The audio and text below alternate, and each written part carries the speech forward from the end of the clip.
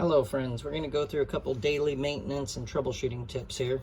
A couple of items you'll need that you probably have at your house are tissue and a brush. This brush provided with your devices or even an old toothbrush will work just fine. Make sure that you have a good battery, and most people don't have a battery tester, so we just get a new battery out, remove the sticker from the back of that battery, let it breathe for a minute so you get the best results. And then if you change your battery and your device still isn't working, then there's usually two usual suspects that have a problem. And one is the microphones. You got your rear microphone port here, your front microphone ports here. Just want to brush those out good upside down so stuff falls out and not in. And then this is a micro mold. You can see it's a custom fitted earpiece on the end of this receiver.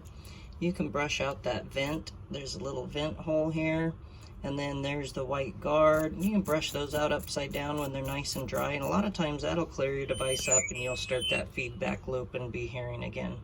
If that doesn't do it though, these micro molds use what we call the gray turtle, and this is just a little wax trap that has a removal prong on this side, and then it's got a new one here. So we remove the old one, and then we turn it around and put the new one in.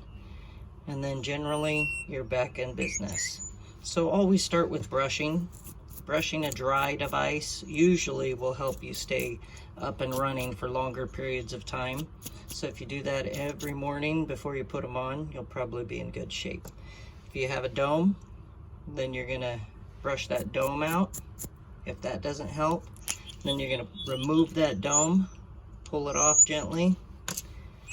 Now we have feedback, and we're going to use our proper guard here. So for the domes, you use the black turtle, and you remove the old dome, turn it around, put a new one in. Then you put a new dome on, and I always recommend cleaning this little receiver.